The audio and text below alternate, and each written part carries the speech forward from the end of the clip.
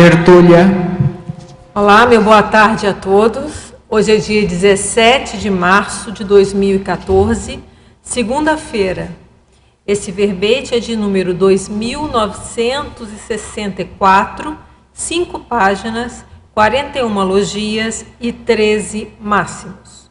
O tema é pensamento dicotômico, da especialidade psicossomatologia. Quem escreveu o verbete fui eu, Adriana Lopes. Vamos agora à definição. O pensamento dicotômico é o raciocínio polarizado em extremos opostos, geralmente radical e irrefutável, desconsiderando as nuances intermediárias, capaz de distorcer a apreensão, interpretação e compreensão das realidades sob observação e ou ponderação.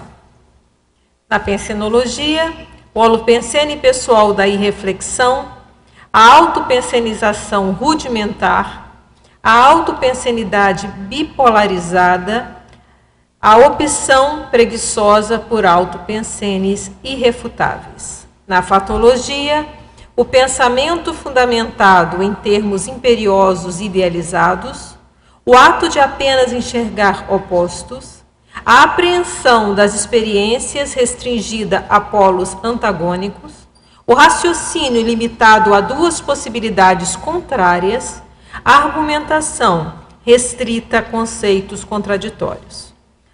A desconsideração da hipótese de haverem alternativas e ângulos inéditos de observação e a opção preguiçosa pela amaurose quanto à complexidade do cosmos.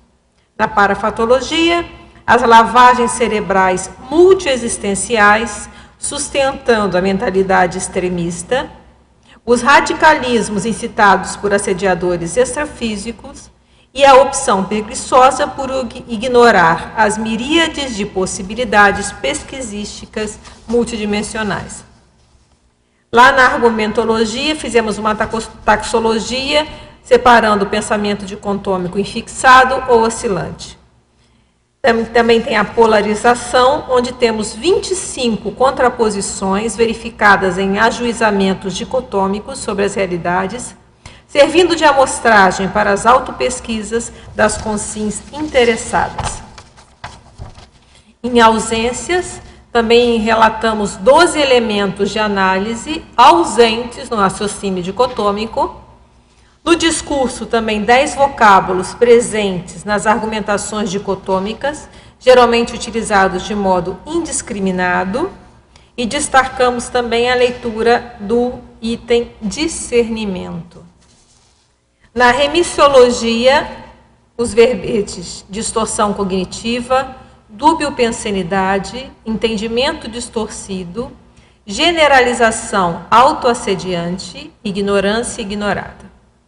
O pensamento dicotômico divide as realidades em categorias opostas, mutuamente excludentes, aliando quanto à variedade e variabilidade das concepções, experiências e comportamentos. Você identifica pensamentos dicotômicos na vida cotidiana? Próprios ou alheios? Temos aqui 4 referências bibliográficas e vamos para a mega-análise. Do João Paulo, né? Lembrando, rigidez, dualismo, apriorismo, extremismo, radicalismo, maniqueísmo, generalização, polarização, bipartição, irreflexão, oposição, divisão, acriticidade, imperiosidade, inflexibilidade, autopensenidade, dúbio-pensenidade, autodiscernimentologia, psicossomatologia e subcogniciologia. Antes de começar, nós queríamos reiterar aqui o aviso e já está liberado para compra antecipada o Léxico de Ortopensadas. Essa é a obra do professor Valdo, mais nova, né, que ele está em andamento.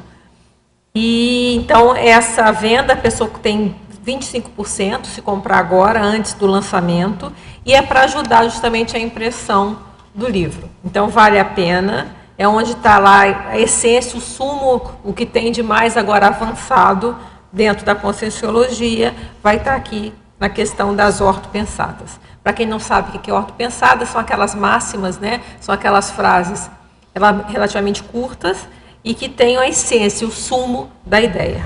Tá, ok? São 2 volumes por R$ 272 até o lançamento e depois o preço normal é R$ 240. Lembra que são 2 volumes do estilo tratado, quer dizer, são muitas páginas, sem dizer exatamente o número de páginas, mas tipo os outros tratados da Conscienciologia.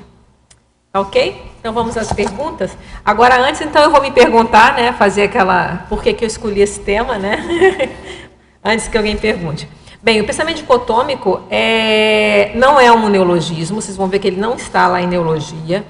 É uma ideia que já é colocada dentro da própria psicologia, principalmente a psicologia cognitiva, se fala muito disso, a gente cita lá os livros, alguns livros, né? Tem muito mais livros que isso, mas esses livros que eu citei são aqueles que eu selecionei para dar uma amostragem.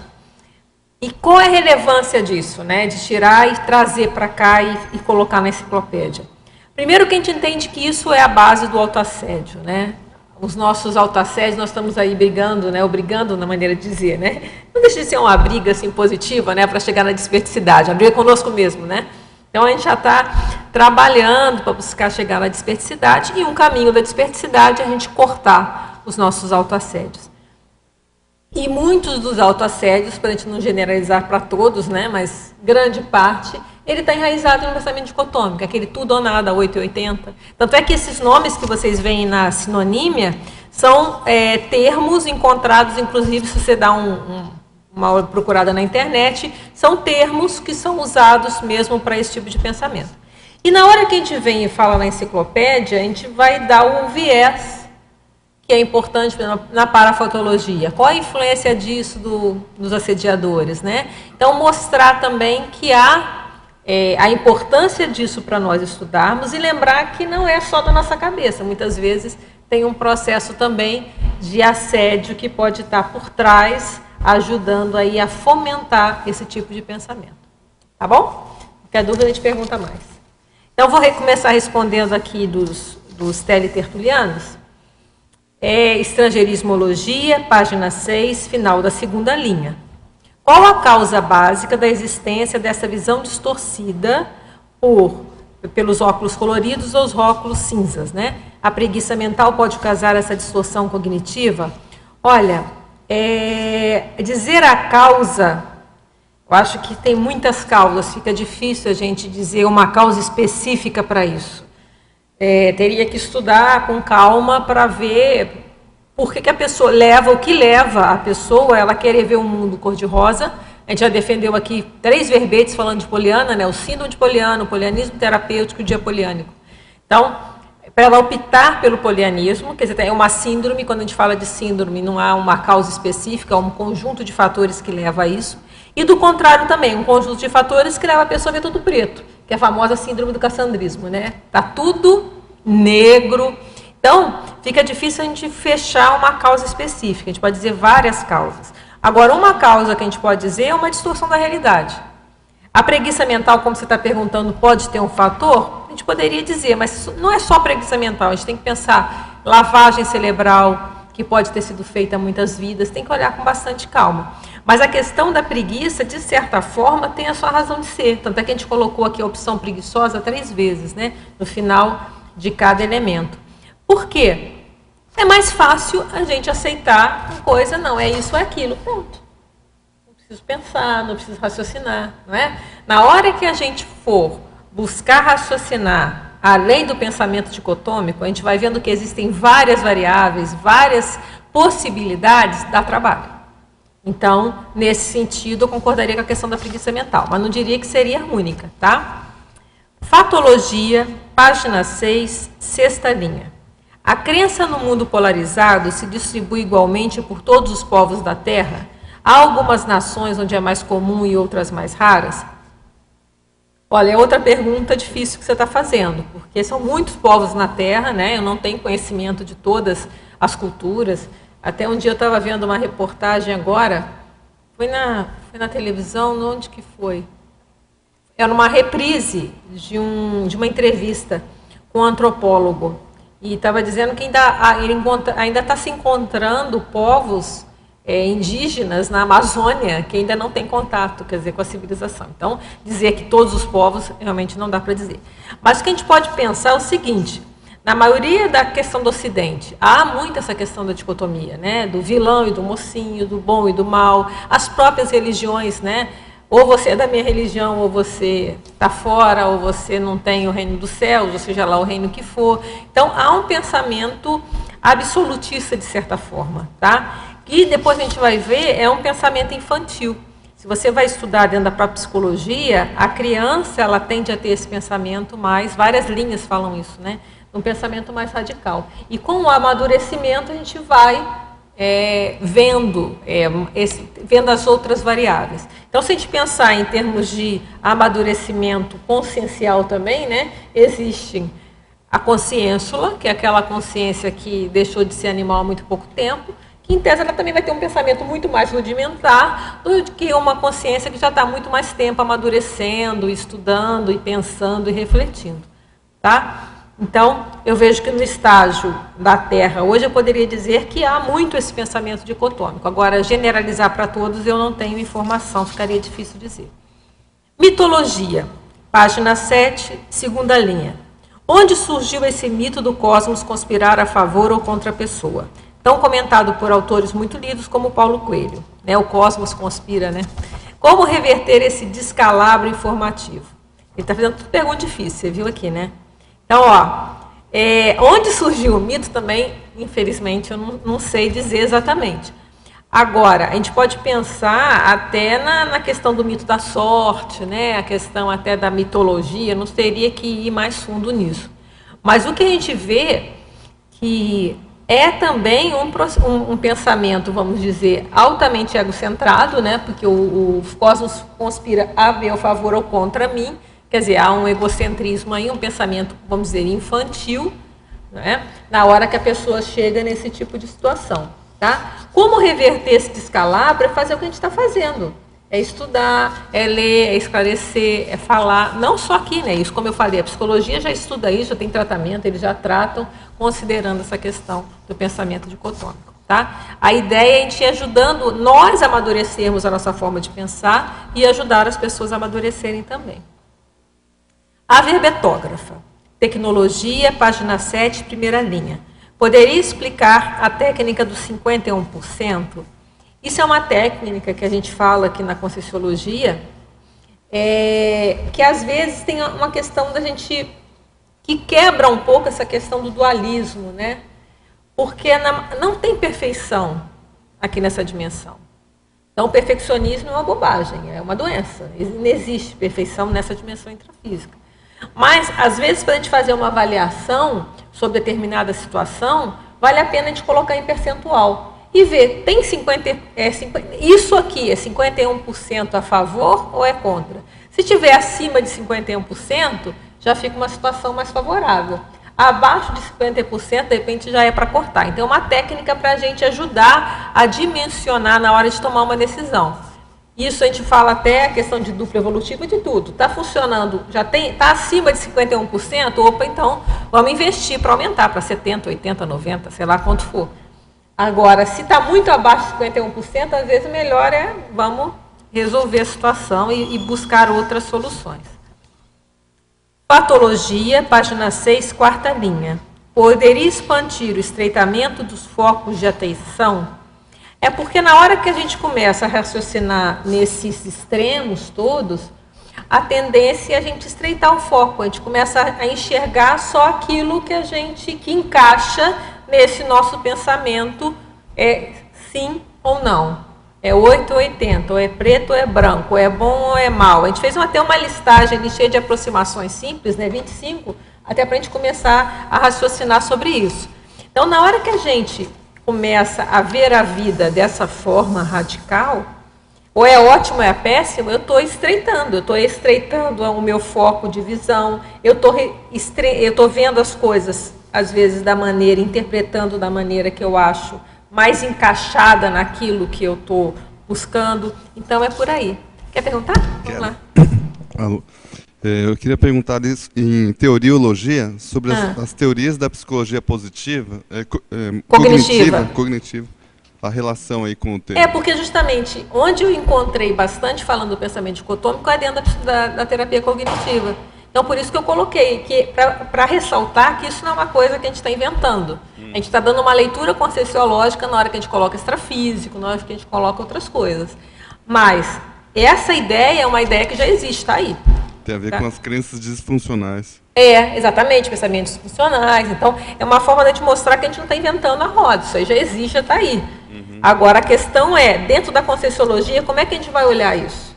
Né? Como é que a gente vai entender isso? Então, essa foi a ideia do verbete. Até a gente trouxe 2 livros, né, que tem as páginas, tem vários outros, né, que citam isso, mas esses são os que eu vi uma explicação maior, que é a terapia cognitiva da Judith Becker e a teoria cognitiva da depressão, né? São 2 livros que a gente citou aqui, mas, como eu já falei, existem outros, a própria psicologia positiva também comenta, então isso é bem comentado. Eu queria perguntar também ali em principiologia, o princípio do posicionamento pessoal. Parece que as pessoas assim, que são mais absolutistas, né, 8 ou 80, a pessoa tende a ser bem posicionada, né? Geralmente ela já define assim, não, eu gosto ou então eu não gosto. Exatamente, Então, mas aí seria um pensamento, um posicionamento até, como eu dizia, até a gente coloca em algum lugar, uma coisa é uma convicção sólida, outra coisa é uma certeza absoluta, né? Então, às vezes, esse posicionamento assim é uma certeza absoluta, a pessoa vai lá, não é isso, aquilo e acabou, fechou questão. Baseado num apriorismo, né? A pessoa, É um apriorismo. Uma primeira impressão, ela já define. Já fechou e não quer saber. Aí foi aquela pergunta que acabou de falar, estreitou o foco de atenção, né? A pessoa, não, se não é assim, eu não quero nem ver. Nem analisa mais porque já definiu que ou gosta ou não gosta. Essa questão do eletronótico, né? O que é o cientista eletronótico, como a gente fala aqui? Ele desconsidera tudo que vai diferente daquilo. Eu consigo provar dessa forma dentro do paradigma? Não consigo, não quero nem ver. Não quero saber. Deve ter uma outra explicação, mas não quero nem olhar, não quero nem pesquisar, não me interessa. Se não é do elétron, não me interessa. Isso aí é misticismo, não quero ver. Então, isso é o quê? Um pensamento também, de certa forma, dicotômico. Ou está nisso aqui, ou eu não quero ver. E a pessoa não se abre até para dizer, mas peraí, será que isso tem alguma situação? Então aí entra na terapeuticologia o princípio da descrença, né? A pessoa descrer, duvidar dos seus próprios posicionamentos, né? Exatamente, que aí é a hora que a gente, certo. por isso a importância da descrença, né? É a gente também saber rever, a gente coloca como técnica aqui, é a técnica de revisão periódica das autoconvicções. Porque se a gente não faz isso, a gente está tendo o tempo todo, está tendo estímulo. Por isso que a gente fala em verdade relativa de ponta. A gente colocou esse princípio também. Isso a gente parte do princípio que as verdades, elas são relativas. Por quê? Porque a gente vai considerar que existe ainda muita ignorância e existe muita inexperiência. Então, até as verdades da humanidade hoje, em função da nossa inexperiência evolutiva e até ignorância quanto o que vai para ver, é o que temos por hoje, é o que a gente entende. Daqui a pouco vão vir mais dados, mais compreensões, e a gente vai ampliar isso aí. Acho que isso tem a ver também com as tendências e aversões das pessoas, né? Tem gente que fala assim, não, eu não gosto de tal comida, e a pessoa nem pensa em experimentar. Eu, por exemplo, quando eu encontro uma comida que eu não gosto, eu vou experimentando, já experimentei fígado umas 10 vezes. Mas não conseguiu ainda. Para ver se eu aprendo a gostar. Né? Ainda não consegui, mas vou tentando. A maioria das verduras, por exemplo, eu já gosto, né? Que eu não gostava. Então a pessoa não se abre para ter essa refutação dos seus próprios Perfeito, gostos. é isso aí. Na ou gosto ou não gosto. Ou quero ou não quero. Então, e você vê, a criança tem muito isso, né? Se os pais não educam o paladar desde novo, fica difícil. Eu conheço pessoas que só comem bife e batata frita a vida inteira, já está adolescente. Quer dizer, olha a situação, a falta de nutrientes, isso aí no futuro isso vai ter um preço no futuro. Mas as pessoas não, só comem aquilo. Não muda a alimentação, é só aquela. Isso vai ter um preço. Infantil mesmo, né? A criança tem isso. É normal ser assim. Mas aí se os pais conseguem já ir introduzindo outras coisas, já vai ajudando até esse pensamento, como já tem hoje nutricionistas estudando isso, né? E até disso aparece um Globo Repórter mostrando, né, aquele colégio e tal lá, que as crianças adoram uma verdura. Quer dizer, então vai treinando o paladar, porque a tendência da criança Aí falo desses livros de psicologia todos que a gente fala, até tem várias teorias, né, que falam do desenvolvimento do pensamento, que falam isso mesmo, a criança tem esse pensamento mais radical, é isso ou aquilo. O próprio adolescente ainda tem isso um pouco, né? O adolescente também é o radical, né? É isso ou aquilo, ele ainda não está, ele está melhorando, mas ele ainda não ampliou o pensamento para os outros matizes. Fala aí, Pilar. Ela está falando que volta depois na velhice. Hein? Não, aí depende da velhice. Depende da velhice, né? Até se você ler... Vou citar o livro de psicologia aqui, já tem uma versão mais nova, até o que eu consultei mas eu tinha a versão digital, é o de 2006, esse é o de 2000. É o Desenvolvimento Humano. Esse livro aqui é muito bom, já dei aula dele, até na época eu dava aula lá de questão da terceira idade e tal. O que acontece aqui? Ele tem todas as faixas etárias. Então, ele tem para toda a faixa, desde os 0 a 3 anos até a terceira idade. Em breve vai ter que pôr a quarta idade também, né, que o pessoal está vivendo bem mais. E ele vai mostrando o desenvolvimento físico, cognitivo, e tem o desenvolvimento psicossocial. Então, por que eu estou citando isso aqui? Porque isso vai ter que vir várias teorias que estão explicando esse avanço do pensamento. Então, para mostrar que tem muita coisa aí sendo estudada em relação a isso. Eu não sei se você colocou aqui no verbete, mas tem a teoria do Yin e Yang dentro da medicina chinesa. Essa eu não conheço, chinesa, fala pra gente. Mas mesmo ali, que é dicotômico, basicamente, mas eles fazem toda uma gradação. Por exemplo, no I Ching existem 64 variações de combinações de Yin e Yang. Olha, isso é interessante. O Yin Yang eu sabia, mas essa das matizes para mim a novidade. Então, as 4 estações são variações de Yin e Yang, mas dentro disso tudo tem muito mais nuances. Você vê que o pensamento já não é tão... Ele é mais... Até o DNA, hoje eles estão comparando o DNA com uma combinação de Yins e Yangs. É verdade. Muito bom. Até já que a gente está falando de idades aqui, eu quero até, aqui para o povo, acho que é bem animador, tem essa revista que terminou agora semana passada, fala o seguinte: tudo é possível aos 50 anos. Está dizendo, novos estudos mostram que a meia-idade começa aos 53. Então, olha, já deu uma avançada boa, né? Não, eu fiquei muito satisfeita. Eu nem entrei na minha idade ainda, fiquei super satisfeita. Então, quer dizer, é interessante, o que eu estou trazendo isso aqui? Para mostrar como as coisas estão mudando, a gente está vivendo mais. E aí entra essa questão que eu ia falar aqui, até eu esqueci, né? Da terceira idade. Esse livro aqui já mostra vários tipos de inteligência e ele já mostra que isso é um mito, né? De achar assim, não, que na terceira idade o pensamento vai ficando mais radical. Vai ficando mais... Não é isso, não. Não enrijece aquela pessoa, ela é bitolada, ela fica bitolada. Mas a tendência é aumentar a criatividade, porque você tem uma base de cognição maior. Então, se a pessoa ela mantém a cabeça funcionando, pois se ela mantém a cabeça funcionando, isso é um crescendo. Né? Então, ela vai num crescendo de inteligência e até coloca várias pessoas que... Grande das obras geniais aconteceram mais velhas. Por quê? Porque elas foram acumulando, né, conhecimentos e técnicas e tal. Agora, se a pessoa para em qualquer idade, a tendência é parar, né? Literalmente. Oi? O verbete, né, tá bem interessante porque esclarece, aprofunda o modus operandi, né, desse pensamento dicotômico. Acho que vai ajudar bastante. E aí eu queria trazer a minha experiência, sincronicidade com o tema. Você colocou que esse pensamento dicotômico é a base do autoassédio. Né? E quando a gente entra nesse processo, muitas vezes fica difícil de sair, de conseguir enxergar uma saída. Mesmo que você trabalhe energia, às vezes é difícil. E ontem eu estava nesse padrão, e antes de deitar, né, fui trabalhar energia. Acabei dormindo e não percebi nenhuma resposta e inconscientemente eu fui dormir.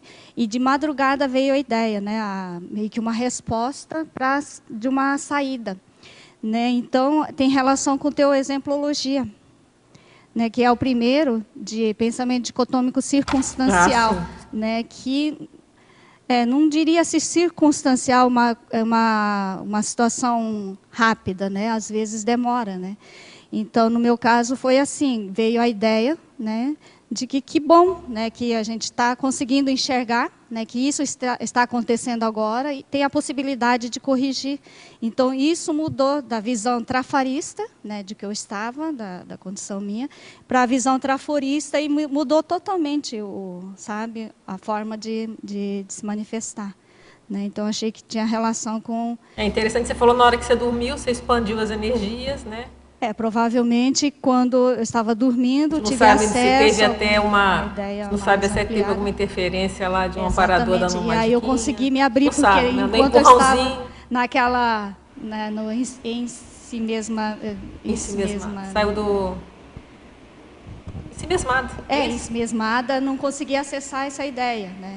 Então, essa tendência de a pessoa achar, tá tudo perdido, ou então, não, tá tudo bom, não tem chance de dar errado. Só enxergar o lado negativo, né? E por isso que a gente fala, a técnica que a gente colocou aqui é aquela, às vezes, a autocorreção imediata. Na hora que a gente começar a sentir falando alguma dessas palavras aqui, apenas, jamais, nada, ninguém, nunca, sempre, somente, todos, total, tudo, abre o olho. Porque, obviamente, vai ter situações que a gente vai usar essa palavra muito adequadamente. E tem coisas que é mesmo. É sempre assim, isso eu não vou fazer, nunca. Tudo tem o seu momento. Agora, sempre dá uma desconfiada. E o que acontece? O que a gente vê é que quando entra emoção, aí entra isso aqui tudo. É difícil. Aí entra o tudo, o sempre... E aí, uma das coisas que faz é que a gente pode corrigir, peraí, não, mas é sempre mesmo? Aí, não, peraí, não, foi aquela vez, aquela outra também, não, mas não é sempre. Então, isso a gente, e aí fala, não, algumas vezes. Então, se a gente já começa a ter esse exercício da gente corrigir na hora, isso nos ajuda. Agora, se não está conseguindo sozinho, tem terapias que vai ajudar. Mas a gente pode tentar sozinho começar a ligar o desconfiômetro. Toda vez que começar isso, nada funciona, tudo é assim, eu sempre faço assim, nada vai dar certo. Então, quando começa isso, opa, peraí, isso é em que percentual? Nada é mesmo? Sempre foi assim mesmo? Tem eu acho que até já citei aqui, eu até procurei, eu não achei. Eu acho que eu li num desses 2 livros aqui, mas eu já procurei a página e não encontrei. Então, mas eu li em algum lugar que falava o seguinte, era uma terapeuta cognitiva, por isso que eu achei que era nesses 2 livros, e ela fala um tratamento com a criança. Então, chegou uma criança falando que ninguém gostava dele. E aí ela pediu para ele escrever numa folha de papel, colocar 3 colunas, e aí colocar na primeira coluna todas as pessoas que realmente ele achava que não gostava dele, ele colocou. Aí depois colocar todas as pessoas que gostam de você, aí ele colocou. E depois as pessoas que não gostam nem desgostam, que é um monte de gente, né? Então, com isso dimensionou, não, esse grupo aqui realmente não gosta de mim, mas tem esse povo que gosta e tem milhões de pessoas que nem sabem que eu existo e podem vir a gostar. Então, eu achei interessante essa abordagem e que a gente pode fazer com a gente mesmo, né? Então, toda vez que vier, peraí, qual o percentual? E a gente dimensiona, faz um teste de realidade, eu acho que ajuda também. E na questão do autodesassédio, o que acontece? Quando a gente começa com esse pensamento, a gente cita lá do assediador, né? O assediador adora, né? Eles adoram, vão lá para manter esse radicalismo na nossa cabeça, porque é uma maneira de, e até fomentar, não, é isso mesmo, ou aquela pessoa não presta mesmo, então, não, é isso mesmo, Arado. E vai insuflando aquela situação. Por isso que eu falo, que é importante trabalhar a energia. Pelo menos para começar a pensar um pouco melhor. Acalmar a emoção, tá? E aí começar a pensar nessa situação de uma forma mais tranquila. Que aí a chance de fazer o autodesassédio aumenta. Porque intrusão, pensei, na hora que a gente começar com isso, ficou um pouquinho, já vai ter alguém ali dando uma ajudadinha, né? E outra coisa também que a Conscienciologia fala que a gente tem que levar em consideração, às vezes são navais cerebrais multiexistenciais. Então, a gente já defendeu aqui o verbete que era o retroafeto deslocado, né? Então, às vezes, vamos supor que a pessoa estava lá, sofreu uma lavagem cerebral violenta em muitas vidas, lá de vitimização, seja o que for. Então, às vezes, ela repete, não tem nem mais o assediador, já foi até embora, né? Já cuidou da vida dele, mas a pessoa continua com aquele ranço de pensar daquela forma. Então, às vezes, aí, provavelmente, tem chance de chegar outros assediadores para... até para estimular, mas a raiz mesmo já passou, às vezes foi lavagens cerebrais, de vidas passadas, a gente não sabe, perseguições, tanta coisa aconteceu, né? E a gente traz esse ranço, só que já está deslocado, já passou, não tem mais razão de ser. E a gente continua, às vezes, aquele pensamento radical, aquela coisa mais tudo ou nada, aquela coisa mais complicada. Então, eu acho tudo que a gente tem que levar em consideração. Também a questão das vidas passadas, que a gente tem que levar, só de raciocinar sobre isso, mesmo que a gente não lembre da raiz da situação, mas eu vou continuar isso ou não. E o contexto de hoje? Tem incoerência no contexto de hoje? As coisas mudaram? E a pessoa, aí até dá para fazer até pesquisa retrocognitiva, às vezes, né? Começar a pensar, mas qual é a linha que pensa assim? Qual é a ideologia que geralmente fala assim? Então, se a gente vai começando a dar uma pesquisada, até pode dar algumas dicas, né, da questão do nosso passado. Queria perguntar também da interaciologia, a interação, dados objetivos e interpretações subjetivas. Fica prejudicado. É porque o que acontece? Sempre vai ser isso. Os dados são objetivos, é o que está acontecendo aqui. As nossas interpretações, elas são sempre subjetivas, porque nós estamos interpretando da maneira que nós entendemos, com o nosso acervo de cognição, aquilo que a gente já conhece, o nosso acervo de experiência. Então, essas coisas sempre estão interagindo. Os dados objetivos, que é o que está acontecendo, o fato, caiu isso aqui, e como que eu vou interpretar o fato dessa situação. Agora, o nosso trabalho é cada vez mais, dentro do possível, buscar interpretar de uma forma mais fidedigna, né? Mais relacionada, com menos distorção. Até que tem um polinômio da distorção lá. Esse é o desafio. Mas dizer que isso é fácil, não, porque sempre é nós que estamos interpretando, né? Queria até que você fizesse o cotejo com o princípio de os fatos e para fatos orientam as pesquisas. Exatamente. Se a gente começa a orientar com fato e para fato, a gente tem mais chance de tirar conclusões, interpretações mais corretas. Porque a gente não vai pegar só aquele fato. Então, a gente tem aquela interpretação. A gente vai ver que mais dados, que mais indícios que me levam a essa situação. Então, é a pesquisa. Eu vou começar a pesquisar, eu tenho mais chance de ter uma avaliação correta do que se eu pegar só um fato, como a gente colocou ali, peguei um fato, isso é isso, ponto, acabou. Mas a pessoa que tem esse problema, geralmente ela só vê os fatos que confirmam a ideia dela. Isso é isso, acabou, pronto. Então, a chance de distorção é grande. Agora você fala, não, peraí, é isso mesmo? Deixa eu ver. Mas teve aquela situação ali, teve aquela outra. Eu posso até perguntar, fulaninho, se é uma coisa com alguém, está acontecendo alguma coisa? Você vai lá fazer alguma interferência ou tentar verificar. Então, esse jogo é que vai, aí os fatos, os parafatos vão orientando a sua conclusão. Então, a chance da gente minimizar esse tipo de pensamento aumenta bastante. Ok? Porque, e para mim é uma continuação, porque desde que você apresentou a opção pelo autodesassédio, né, que para mim foi um marco, que eu percebi o quanto eu estava optando pelo autoassédio, e eu comecei a estudar. Então, para mim, eu tinha identificado já esse tipo de pensamento, que o meu autoassédio é muito em função nesse caminho, né? Ou é pão ou é queijo, é isso ou aquilo. E esse verbete é como se fosse uma continuação daquele verbete. Para mim, pelo menos, né? Para meu estudo vai servir muito. Ele está na linha, realmente eu tenho vários verbetes na linha de opção. Exatamente. Até no curso, né? Então, eu falo isso no curso também. Como esse outro que você acabou de nomear agora, aquele deslocado, né? Retroafeto deslocado, tá tudo na linha. É uma tríade muito boa. Tem uma linha de verbetes que estão nessa linha aí, até do curso. A partir do curso, vai surgindo questões, eu vou escrevendo. Então, então esses três, para mim, a autopesquisa, perfeito. Agora, eu gostei muito da tua codigologia. Eu entendi, mas está tão bem escrito, quase um paradoxo, né? Eu gostaria que você explicasse mais, falasse mais sobre ele, está muito bom. Isso aqui é que tem relação direta com um trechinho de discernimento que eu até ressaltei. Por quê?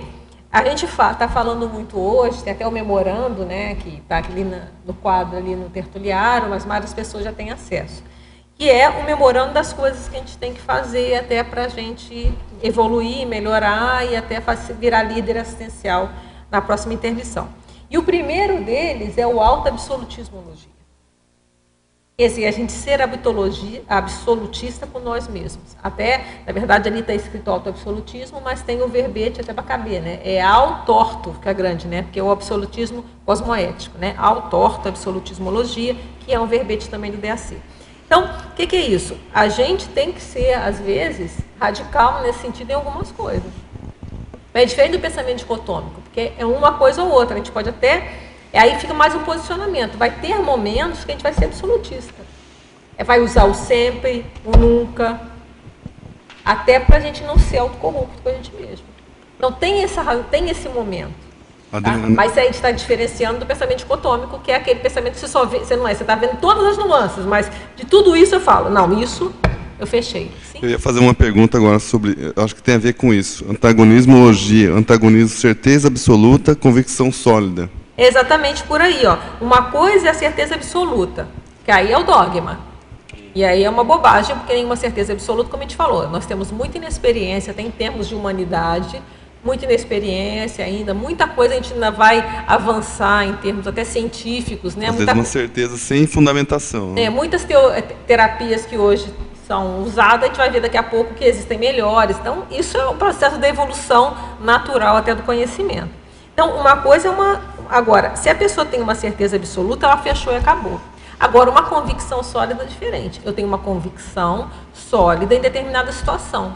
Mas isso não quer dizer que ela não pode mudar. Mas eu tenho uma convicção sólida. No momento, ela é sólida. Mas não quer dizer que ela não é absoluta, ela é sólida. Então, é isso que a gente quis jogar. Então, por exemplo, na codigologia, como ela perguntou, né, as criteriosas cláusulas absolutas do CPC. Tá? Contrapondo-se às descritoriosas crenças absolutas e funcionais. Então, a crença absoluta, ela é irrefletida, não tem critério, a gente fechou, acabou. É diferente daquela cláusula que, de tudo que eu analisei, não, isso para mim, não. Acabou, é absoluto, eu não quero mais isso para mim. Fechei questão.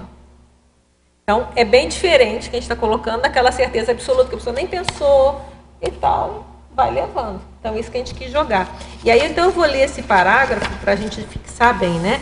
Que fala, concernente à cosmoética, cabe ressaltar a existência de posicionamentos evolutivos radicais, absolutos, funcionais, inflexíveis, irredutíveis, objetivando a sustentação da auto-incorruptibilidade. A gente fala, há ortoposicionamentos inegociáveis. Aí não dá para negociar. Ok? Eu vou continuar aqui com as perguntas do Télio Tertuliano. Pensenologia, penúltima linha. Quais as características da autopensenidade bipolarizada e a autopensenidade autoengessada? Bem, a bipolarizada é tudo isso que a gente está falando aqui, né? Então, por exemplo, tudo que a gente falou aqui, ó, a gente dá aqueles 25 exemplos lá, né? Ou você é amigo ou você é meu inimigo, por exemplo, no número 2. Então, ou você é a favor de mim ou você é contra mim. Então, não permite nuance.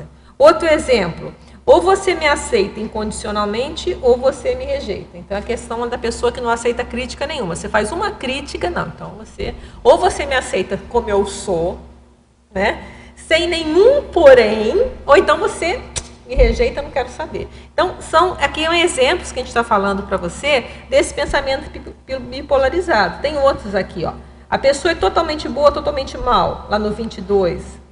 Ou eu tenho 14, motivação total, ou eu estou desmotivado. Então, ou eu estou apaixonado, entusiasmado, né, eufórico para fazer alguma coisa, ou não tem motivação nenhuma. Então, é a bipolaridade. A pessoa só vai nos extremos, né, emocionais, tá? E isso tudo leva a uma autopensilidade engessada. A própria pessoa engessa. Porque se ela vai pensar só A ou B, engessou, né? Ou eu penso A, ou eu penso B. Ou eu penso A, ou eu penso B. Então, ela está engessada. Ela não deixa a mentalidade sair disso. Que tem a ver com a sua segunda pergunta, olha só. Poderia falar sobre a mentalidade constrita. É isso. Se a pessoa pensa só preto e branco, metaforicamente, a cor é preta ou ela é branca? Olha a cartela de cores, como é que tem zilhões de cores. Só branco existem, eu não sei, mas é um número absurdo, né? Parece que só os esquimós que vêm, né? Também vivem lá no gelo, né? Então, os esquimós têm não sei quantos brancos, tonalidades que eles conseguem diferenciar. Quem usa muito branco também sabe. Você vê o guarda-roupa, você vê que compra roupa branca, mas que nada é tudo branco, né? Cada uma tem... Só que a gente não dá nome, a gente fala branco, né? mas até nomeia. Então, existem uma infinitude de possibilidades e de ideias. Se você limita para poucas opções, você está fazendo a constrição, tá? Você quer falar, Delmara? Eu estava pensando aqui o quanto esse pensamento dicotômico ele pode ter a ver com a questão religiosa. Porque a religião traz muito isso, né? Ou é céu, inferno, ou é bom, mal, tá ou comigo, é anjo, tá demônio, né? Ou está condenado à vida eterna, ou então não tem chance mais. Aí eu fiquei pensando... É o céu ou o inferno. Você vai ficar eternamente no céu ou eternamente no inferno. Será que a gente... Que tendência esse pensamento dicotômico, será que tem a ver com esse passado religioso? Pois é, isso aí como eu falei, teria que estudar com mais calma, mas eu acho que não é só isso. Eu acho que, se a gente fizer uma analogia, isso aqui a gente está falando de maneiras de pensar, hipóteses, né? Não tem nada fechado. Se a gente fizer analogia com todas essas teorias e estudos que falam do avanço do pensamento, né? Inclusive infantil, que a gente repete de certa forma, né? Você nasce, aí a criança começa aquele pensamento mais radical, depois ela vai expandindo. Alguns não conseguem expandir, mas grande parte segue o desenvolvimento natural, vai chegar num pensamento mais maduro. Se a gente pensar em termos de humanidade, como a gente falou antes, às vezes não é questão, a religião já é uma consequência de um tipo de pensamento mais imaturo. Então a gente pode pensar nisso. Que já é um tipo de pensamento. Agora, a raiz disso, aí eu não sei. Aí era um caso para... outras coisas que ainda poderiam ser estudadas. É uma das variáveis, né? Até porque, para a gente começar a fazer esse tipo de estudo, a gente tem que ter muita recognição, né? Não é só... Eu acho que não seria só olhar a história humana, né? Teria que ter recognição também para a gente pegar mais fundo, talvez. Né? A gente começar a ver esse desenvolvimento, né? Como tem muitas teorias do desenvolvimento da criança, começar a estudar isso, desde a consciênsula até um serenão, esse modo de pensar, de certa forma, o conscienciograma faz isso, né? Quando a gente tem as questões lá do conscienciograma, a última é o serenão, a primeira não diria consciênsula, mas é o mais rudimentar. Então, de certa forma, o conscienciograma, ele já é uma forma também da gente ver esse avanço do pensamento.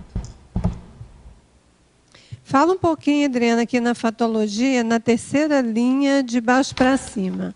A compreensão deturpada das autovivências. O quanto que esse pensamento dicotômico vai interferir, né, nessa interpretação da vivência? Porque vai deturpar tudo, né? Porque se eu vejo tudo por esses extremos, como a gente deu aqui, ou a felicidade plena ou a infelicidade, que é uma ilusão, né? Então a pessoa tem, às vezes, uma utopia de que a felicidade é aquela situação plena de comercial de margarina. A vida não é assim. Então ela vive infeliz. Ela está deturpando uma vivência em função de uma utopia que ela pôs na cabeça dela, que teria que ser... A gente fala isso muito no mitoma romântico também, né? Então tem, às vezes, aquela idealização de que o casamento ideal é assim. Então, quando chegar uma pessoa de carne e osso na frente dela, não, peraí, mas o amor tem que ser, né? Amar é nunca ter que pedir perdão, né? Estava lá na Maré, né? O álbum de figurinha. Era a Maré, tinha lá, Amar é nunca ter de pedir perdão. Já imaginou que situação? Então, se tem que pedir perdão, já não é mais amor, separa, porque acabou. Então, é um pensamento dicotômico, né? Não é? Então, acho que é por aí. Ok? Então, vou continuar só aqui para terminar desse tertuliano aqui, né? Patologia, página 6, última linha. Poderia aprofundar, se possível com exemplo, a opção preguiçosa pela maurose quanto à complexidade do cosmos. É mais ou menos isso, né? É preguiçoso, porque na hora o cosmos é muito complexo. E aí entra a questão da ignorância ignorada também. A gente tem que saber que nós temos limitações até para compreender o cosmos. Que à medida que a gente vai amadurecendo, a gente vai compreendendo cada vez melhor. Mas existem limites da mateologia, né? Que até aqui eu não tenho condições de compreender.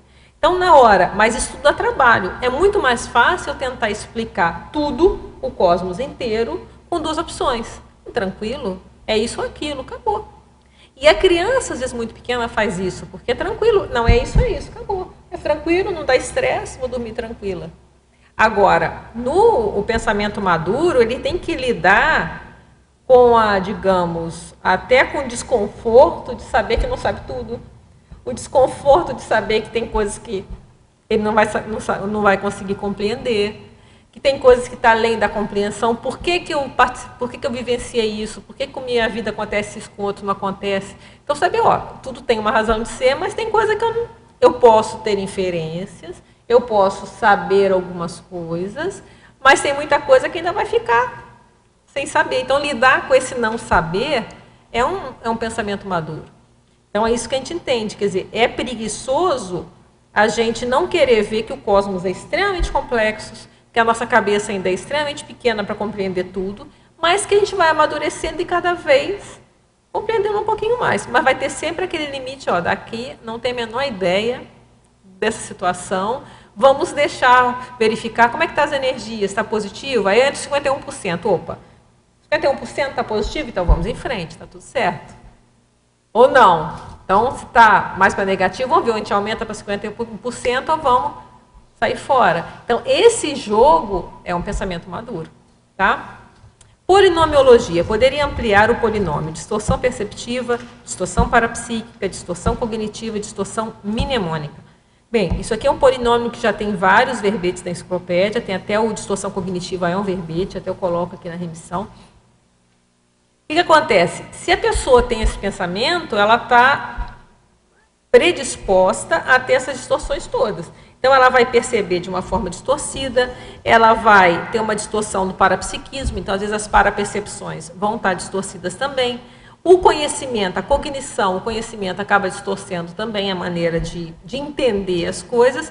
E a memória também fica distorcida, está tudo distorcido. Então, até a memória, vem aquela falsa memória, aquela ideia fica, a pessoa esquece, a pessoa não entende, ou interpreta errado, fica com aquela ideia, não, aquela situação não foi bem assim, ela não guardou errado, não percebeu errado. E aí tem que, obviamente, tirar a intenção, porque tem gente, muita gente mal intencionada que tem uma hipomnésia assim, bem providencial, né? Não lembro, não. Aí já tem que ver a intenção, a gente quer cara de pau mesmo. Mas tirando o cara de pau, às vezes a pessoa ela distorceu mesmo por inaptidão, né? Não conseguiu entender mesmo, e aí ficou tudo distorcido, tá ok? Antagonismo. Poderia expandir o antagonismo, certeza absoluta, convicção sólida, a gente já falou, né? Que a gente está querendo diferenciar aquela certeza absoluta daquela situação que não tem meio termo, né? É isso e acabou, daquela outra que é uma convicção que eu tenho sólida, mas ela é sujeita a reverificações, a mudanças, mas ela é sólida. Porque senão a gente vai viver, não tem certeza de nada, também ninguém aguenta, né? Então a gente tem que ter as nossas certezas sobre o que é mais correto para viver, como levar a vida, mas sabendo que isso pode mudar. Mas sem certeza também a gente vai viver numa eterna conflito violento, né? Mas sabendo que é diferente da absoluta. Sim, por favor. Psicologia, página 7, você pode falar aí das 3 síndromes das mulheres aí? Síndrome da Gabriela, de Poliana e de Cassandra, e fazer uma relação com o tema? Sim. Olha só, síndrome de Gabriela tem verbete, eu fiz, e síndrome de Poliana também já está feito. Só não tem o Cassandra. Tá? E quem quiser fazer, está aí à disposição. Então, olha só, uma dica, né? Às vezes a pessoa fala, não sei fazer, não sei que verbete que eu vou fazer, ó, tem um monte de síndrome, vai pegar aquelas síndromes que não tem ainda e pega uma. Né? Então, olha só, síndrome de Gabriela é o famoso, eu nasci assim, cresci assim, você sempre assim, né? É aquela pessoa que não quer mudar. Então, a síndrome de Gabriela é um pensamento também dicotômico. Não vou mudar, é assim mesmo e acabou. Sou assim e daí? Ou me aceita assim, ou estou fora. Né? Então, é um pensamento dicotômico. A Poliana é a mesma coisa, tudo é cor-de-rosa. Ela vai ver tudo muito bonitinho, tudo lindo, tudo uma beleza. Também é um pensamento. Ela não está vendo, ela não quer nem ver o que tem de errado. Está tudo muito lindo, as pessoas são maravilhosas, né? O mundo é uma maravilha. Não é só isso. Tem pessoas maravilhosas, mas não são todas. Tem pessoas imaturas, uma série de situações. E do contrário, também é a Cassandra, né? Que é tudo negro. Também nada presta, o mundo está indo para catástrofe, nada funciona. Então, é tudo um modo radical de ver a vida. Tudo é auto-engano, de certa forma. A pessoa está se enganando na maneira de interpretar a realidade sem dar um viés, né? Dar uma nuance nessa situação. Existem coisas muito boas, mas existem também muita imaturidade. Só abrir o jornal que a gente vê tudo isso. Agora, a questão é, a gente tem que saber lidar com essas situações todas da vida, que faz parte. E na legislação, Adriana, o segundo item, a inadmissão da lei da economia de males. Você pode aprofundar Sim. aí com o tema? A economia de males, há momentos na vida que, infelizmente, a gente vai ter que optar por menos pior. Então, isso é uma maneira de pensar não dicotomicamente. Porque a gente vai ter que ver, aí entra o percentual. Dentro das situações, existe uma situação difícil. Às vezes a gente vai optar por economia de males. Qual que faz menos mal? É essa, então vamos optar para que faz menos mal a um número menor de pessoas. Faz mal para um número menor de pessoas, por exemplo. Então, isso a gente quis colocar, porque isso é uma lei dentro da cosmoética. Há um momento, infelizmente, que a gente vai ter que fazer isso.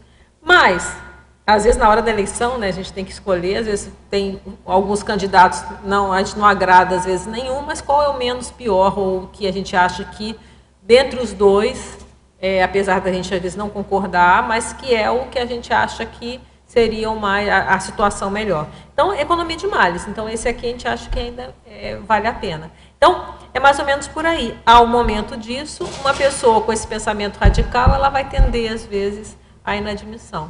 Ou então vai lá e vai voltar desvalorizar o voto, né? Vai lá votar em qualquer outra pessoa lá, que às vezes não tem gabarito para assumir aquela situação, numa forma de protesto, que eu entendo que é um protesto bobo, porque, inclusive, isso é manipulado. Teve caso recente aí que a pessoa colocaram para ser brincadeira, as pessoas votaram, foi grande votada, e com isso, junto com essa pessoa, entraram um monte de pessoas com ficha suja. Quer dizer, usaram esse protesto para passar. Então, a pessoa acabou por irreflexão, às vezes, por radicalismo. Não, então vamos levar na brincadeira, e com isso acabou sendo conivente com a eleição de várias pessoas que estavam até com ficha suja, essas coisas. Então, isso acontece. Então, a pessoa tem que ter esse senso crítico de ver, dentro das possibilidades, quais são. Então, vamos ver o que eu consigo contribuir. Adriana, um dos pensamentos dicotômicos que a gente mais vê é as pessoas que se acham ou maravilhosas, tudo de bom, ou um lixo. Assim, né? A pessoa se joga lá no poço, ou ela não consegue... O que você amplia para a gente sobre isso? Como é que a pessoa pode sair disso, dessa situação? Mas as duas coisas a pessoa não se conhece, né? Com então, certeza. olha só, isso eu coloquei eu entendo que a maioria dos casos que eu vejo, existem extremos, né? Existe aquela pessoa megalomaníaca de carteirinha, que ela sempre é o ó do bobó, né? Então, tem o megalomaníaco, e tem aquela pessoa muito deprimida, que ela é sempre o ó do bobó, tá? Mas o que eu vejo acontecer muito, que também são distorções, é esse oscilante. Geralmente, essas pessoas, eu vejo que é uma consequência do pensamento dicotômico. Porque ela se acha, se ela acerta, ela se acha o ó do bobó. Ela fez tudo sozinha, ela é uma beleza.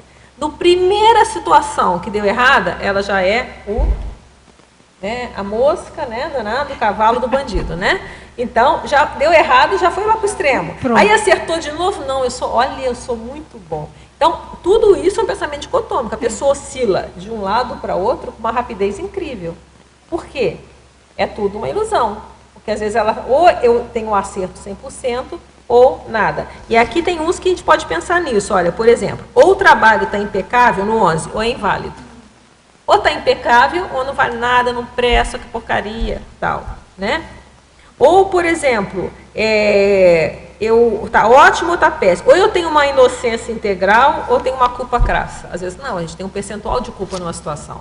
Não, nessa situação que aconteceu comigo. Ok, eu tenho...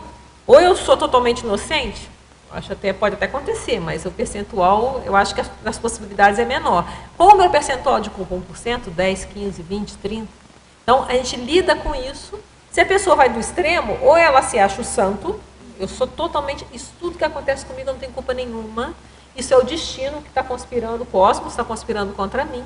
Eu não tenho nada, olha, não tenho, a minha vida, eu faço tudo certinho. Quer dizer, é o santo, né?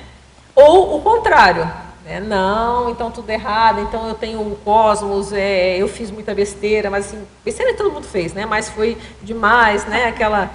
Então, a pessoa também se joga lá, e ela é a pior das pessoas, né? É a consréu, assim, daquela do pior tipo, está beirando a transmigração. Então, ela vira de um lado para outro com uma facilidade incrível. Então, O que eu vejo disso aí? Nas duas situações a pessoa não se conhece, é auto-engano, a pessoa está se enganando. E, de certa forma, é uma opção também mais tranquila, porque ela não se conhece. Com isso, ela também oscila e ela não assume as responsabilidades que ela tem que assumir. Tanto dos trafores quanto dos trafares. Então, na hora que você generaliza, você não especifica. Generalizando é cômodo também. Eu generalizo, eu sou toda boa, eu sou toda ruim.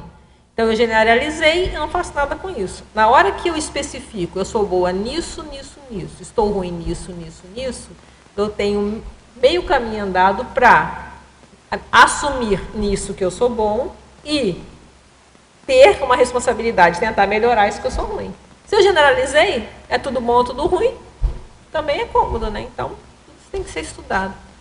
Eu estava pensando aqui, Adriana, o peso que tem quando se fala a uma criança, né, que ela é isso ou aquilo, né? E pega. Ou tu é burra, ou tu não sabe, ou tu não presta, ou o contrário, né? Tu é ótima, tu é a princesinha, tu é a maravilhosa. O peso que tem e o quanto pode contribuir para que a pessoa desenvolva esse tipo de pensamento, né? Porque o próprio pensamento infantil, ele já tende a isso. Então, ela não vai entender que ela é ruim nessa situação. Ela vai pegar isso tudo, por exemplo. Se você generaliza, você é burra, a pessoa vai assumir isso que para toda a vida dela. É diferente de, olha, ela tem dificuldade em matemática, ou ela não consegue aprender matemática. Vamos ver o que a gente vai resolver com isso. E às vezes ela é muito boa em português, em química, em dança, em piano, seja lá o que for.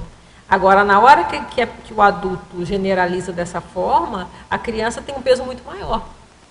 Ela vai assumir isso aí, muitos problemas às vezes surgem dessas generalizações, ela leva para o resto da vida. Diz, não, você é muito bravo, você tem um gênio muito difícil. Às vezes a criança, coitada, às vezes a família está projetando, né? Eu lembro quando eu atendi a criança, teve um caso muito interessante, até a gente escreveu sobre isso lá na residência. Não, acho que a gente não chegou a escrever, a gente só apresentou no fórum. Que era a questão o que a gente fez, o nosso trabalho era falar da agressividade, da queixa de agressividade, né, em criança. E a gente via que alguns casos de queixa era bem interessante. Então chegava a mãe lá falando assim, o menino assim, de 4 anos, ele é muito agressivo. E aí a mãe chegava a falar assim, ele é muito agressivo, ele me chutava quando ele estava na minha barriga. Olha a interpretação. Ela já entendia aquela mexida da criança como um chute, como uma agressão. Então, e vai estimulando a criança a dizer que ela é agressiva. E às vezes a criança não era uma criança normal. Outra assim. Não, muito agressiva. É porque a criança corre, a criança é pequena, ela corria, porque é tudo pequenininha. E a mãe não, ela é muito agressiva, porque ela vai, ela chuta. Gente, mas a criança é pequena. E também teve um caso que eu me lembro que chamou a atenção, que era assim, a criança é muito abatendo todo mundo na escola.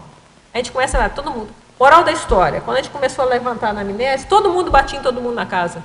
A criança ia bater em alguém, né? Todo mundo batia na criança. O pai batia na mãe, não sei quem batia, não sei quem, não sei quem, não sei quem. A criança ia repetir, ia bater na colégio.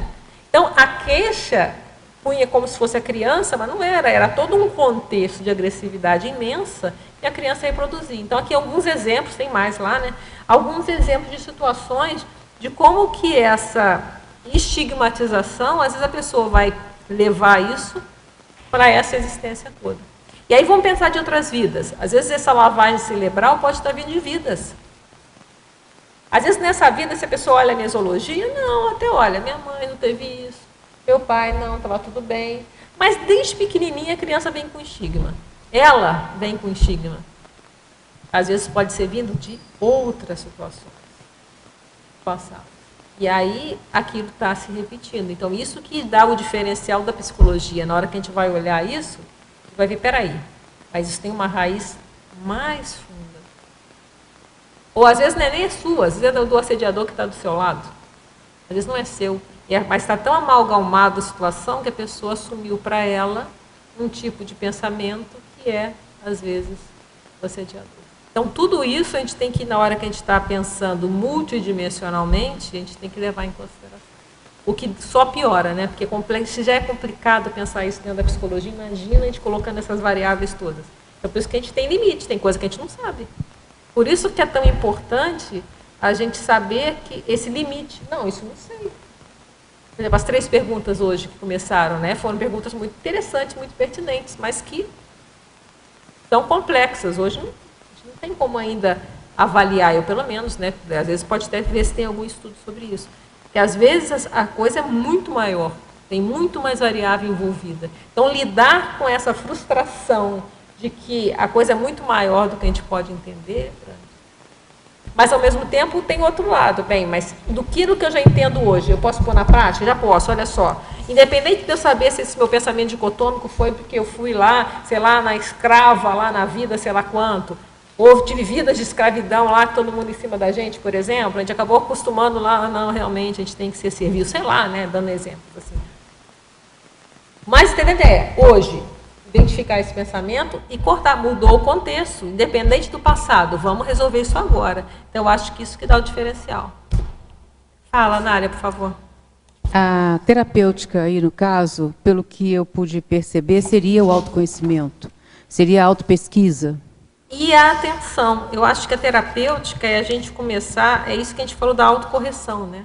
Se você vê até nesses livros aqui que valem a pena, eles têm vários exemplos, e até exemplos de abordagens, estão na remissiologia, né? Eu marquei 2 aqui, não sei se são esses. São os 2 aqui da ABEC, da terapêutica, né? E tem os 3, na verdade.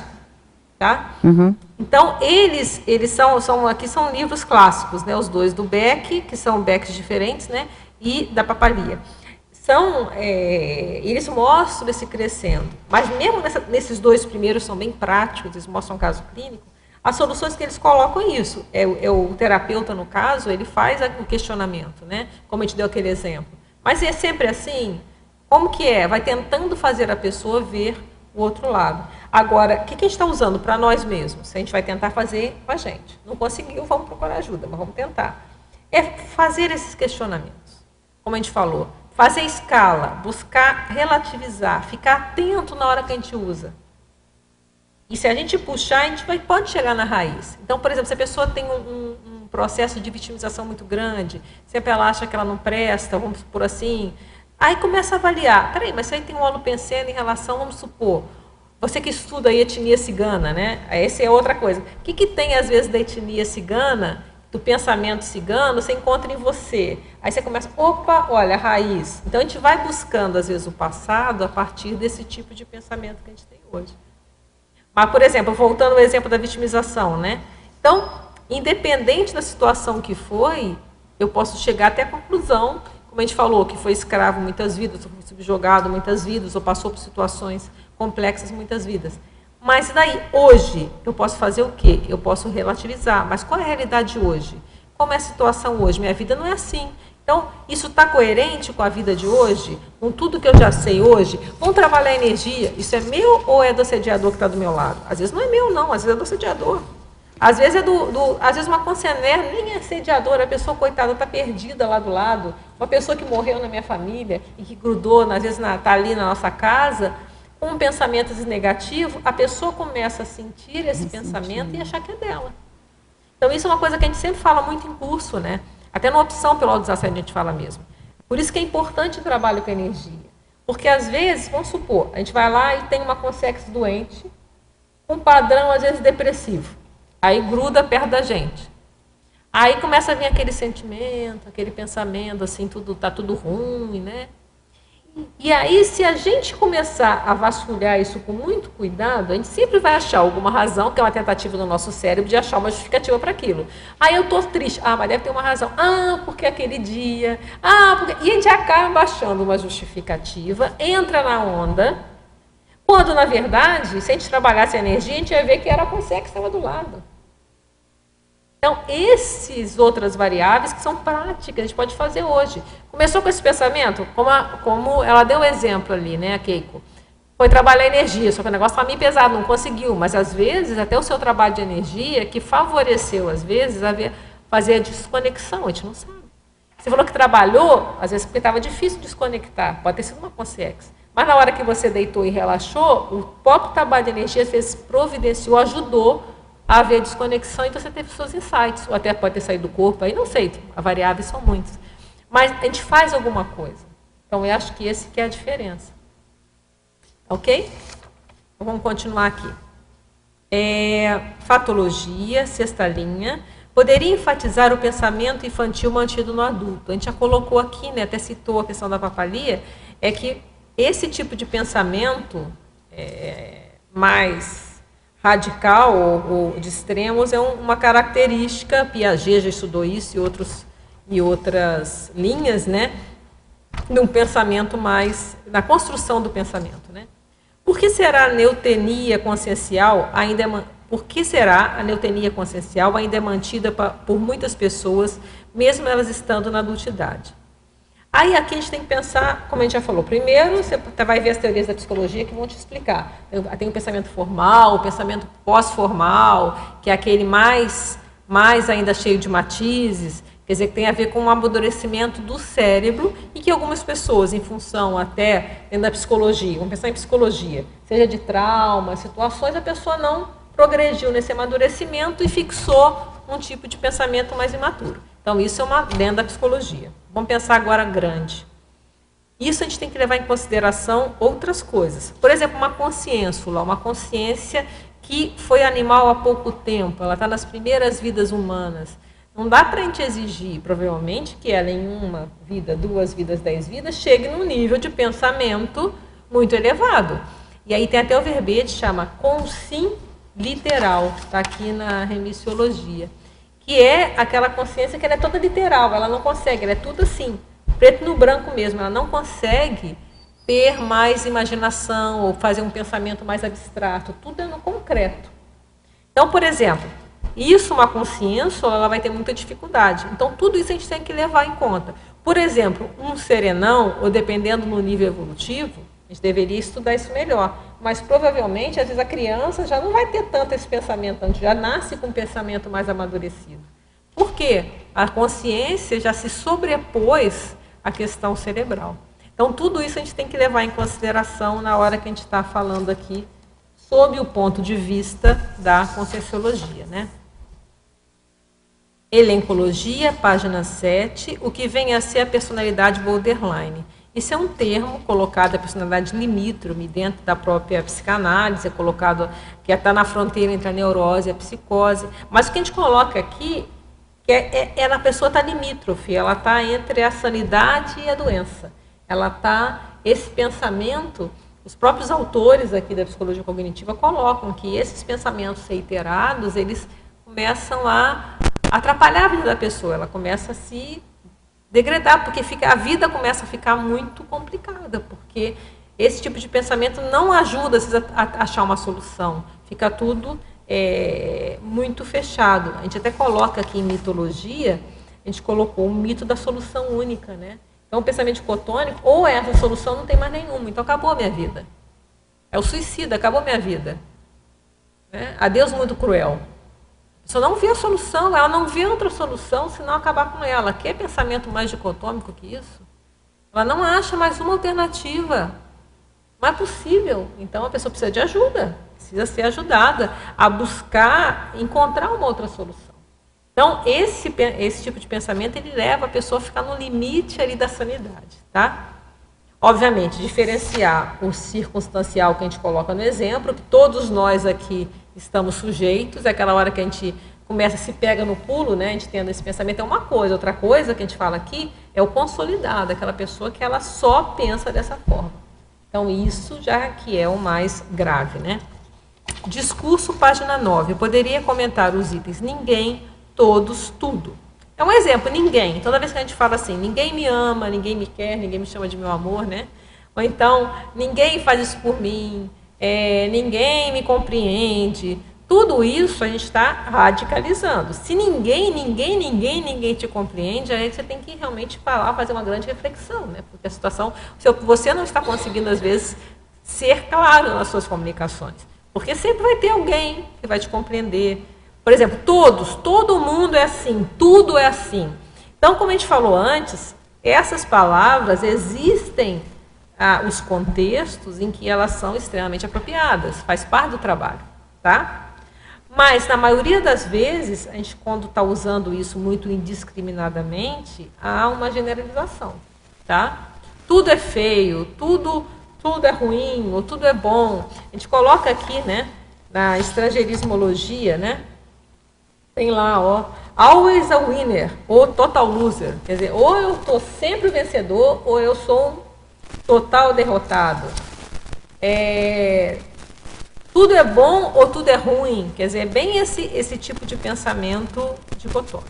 Discernimento, página 9, última linha. Poderia exemplificar o Megapensene. Há ortoposicionamentos negociáveis. Por exemplo, há certos posicionamentos nossos em relação à vida que são inegociáveis. Eu não, isso não dá.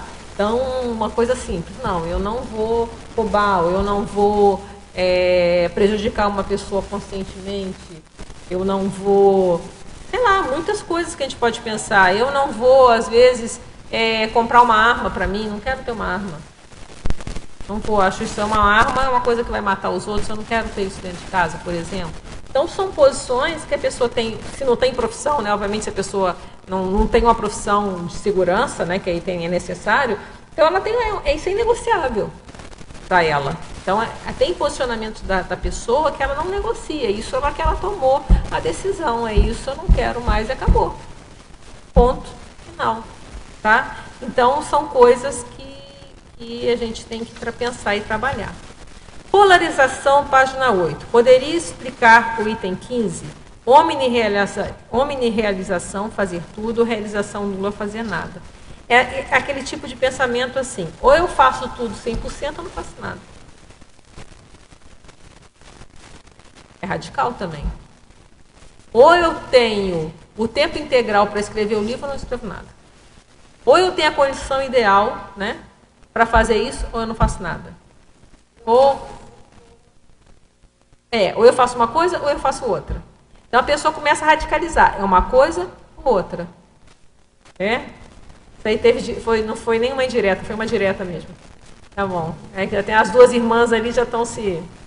Faz parte, né? Está em família, né? Sim, pode perguntar.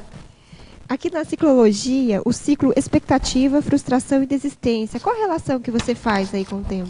Não, porque quando você tem esse tipo de pensamento, você vai sempre, até estava pensando se não valia a pena ter colocado aqui expectativa irrealista, né? Frustração, desistência.